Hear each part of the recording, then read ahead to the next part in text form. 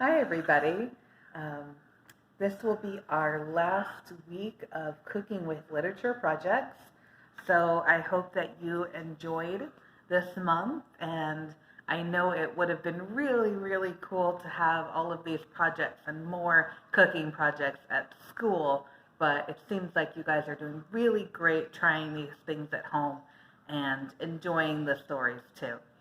So yesterday you watched Debbie do If You Give a Mouse a Cookie, which is one of her very favorite books. And today we're going to read kind of a neat story from Korea. And it is called The Son of the Cinnamon Tree. It's a folk tale, which is usually stories that have been passed down from generation to generation. The Son of the Cinnamon Tree. Once upon a time, there was a very big cinnamon tree. Every time the sweet-smelling flowers bloomed on its sturdy branches, a fairy maiden would fly down from heaven to visit it. The fairy maiden would lean against the tree and sing in a lovely voice. The wind would scatter the tree's flowers and send the young maiden's song far, far away. I like how in this book it's written in English and in Korean too.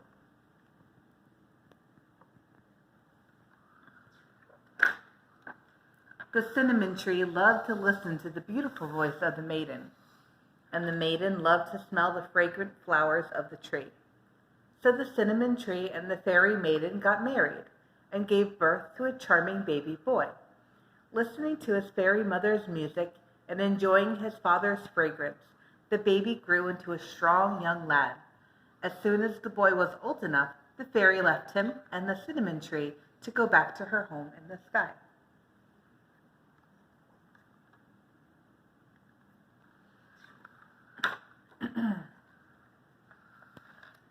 In the summer of that year, there was a great rainstorm. First, the fields became covered with water. Then, the mountains became covered with water. The tall cinnamon tree stood bravely on a steep hill, but soon it too was covered with water. Finally, it could no longer withstand the water's strong waves, and so it fell down with a loud crash into the rising water. The tree shouted to the boy, "Quick, my child, hop into my back." So the boy jumped onto his father's back. The cinnamon tree and his son floated all around the world, which was everywhere covered with water.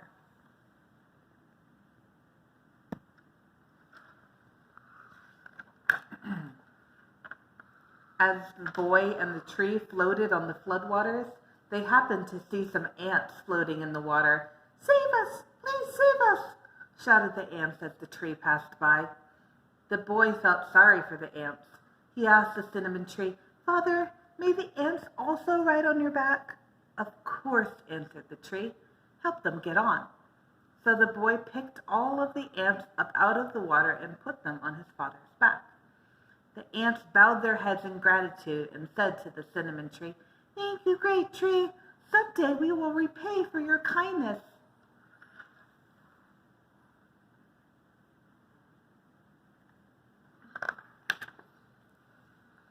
After a short time, a swarm of mosquitoes came buzzing by. They pleaded with the tree, "Bzzz, oh great tree, please let us rest on your branches.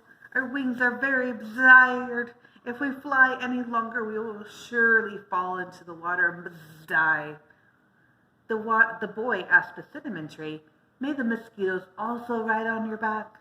"Of course," said the tree. So the mosquitoes landed on the cinnamon tree and rested their tired wings.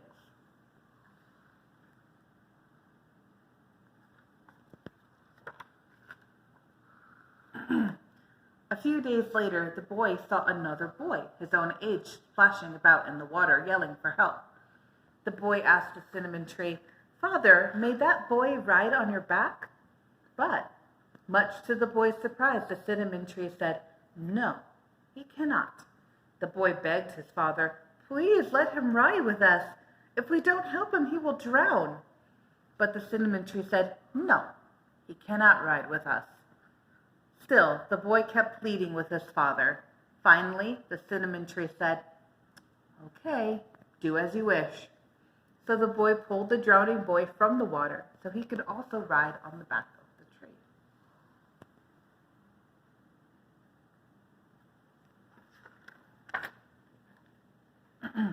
For many days they floated here and there all over the world that was everywhere covered with water.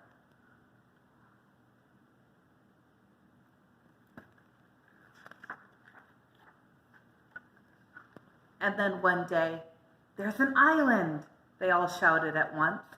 The boys and the ants and mosquito got off the tree's back to walk around on the island, and the tree floated away to look for other lands. The boys found an old woman and her 2 daughters living on the island.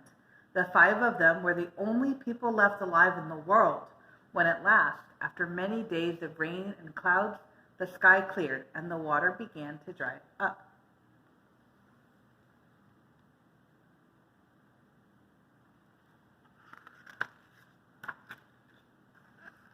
The 2 boys lived in the old woman's house and farmed the land.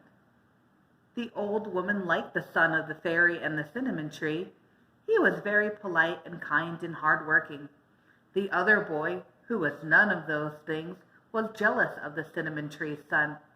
So, to make the cinnamon tree's son look bad, he told the old woman a lie about him.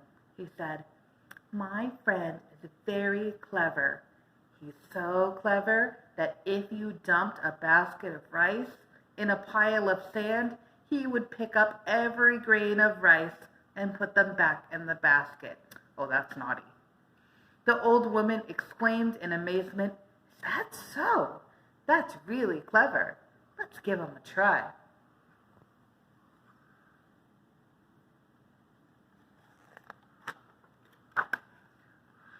So she called the cinnamon tree's son to her and told him to go pick up the basket of rice that had spilled in the sand. The boy went to the sand and began picking up the white grains of rice. He worked very hard, but he couldn't even find a handful of rice. Then, suddenly from nowhere, there appeared a group of ants. They began to pick up the grains of rice, and in no time at all, they had picked up every grain of rice and put it in the basket. After that, the old woman liked the cinnamon tree's son even more. Yay, ants!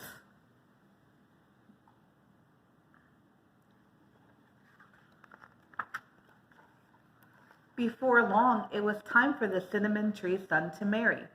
The old woman called the 2 boys to her. "Because of the flood, there are almost no people left on earth. You must both marry and have children. The house on the hill has 2 rooms. One of my granddaughters is in the east room, and the one is in the west room. Choose one room and marry the girl inside." The cinnamon tree's son wanted to marry the girl who was small and kind-hearted. At that moment, the mosquitoes he had saved came buzzing towards him. They whispered in his ear, "Go into the east room! Go into the east room!"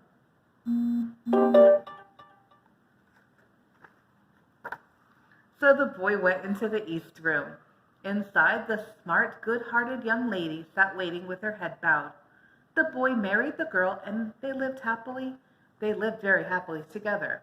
The bad boy, who had been saved from the sea, went into the west room and married the girl who was there. They lived many unhappy years with each other until they learned to treat each other with kindness and respect. Both couples had many sons and daughters. Because of them, the world was once more filled with people.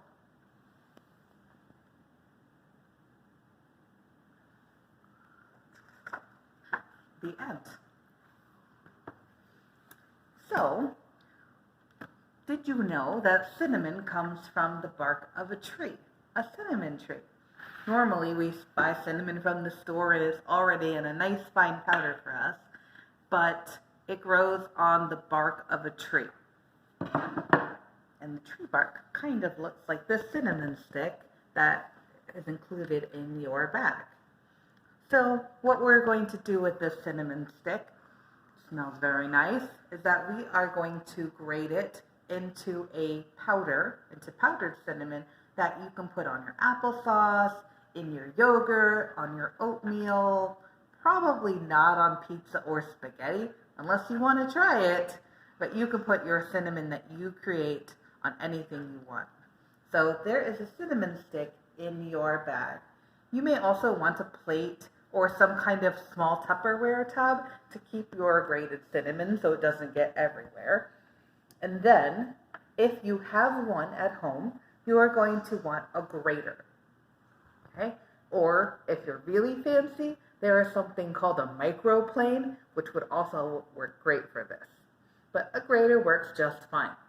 So on your grater, you'll see that there's a whole bunch of different sizes of holes. You want to use the grater with the smallest holes that are all stuck really close together. Okay? Because we want to have a fine powder. Okay.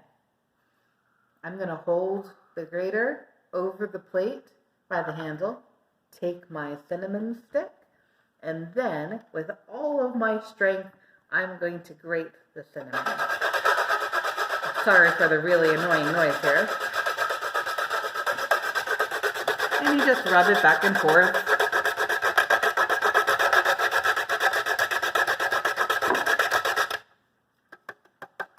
Then, if you notice, you'll have some freshly grated cinnamon on your plate.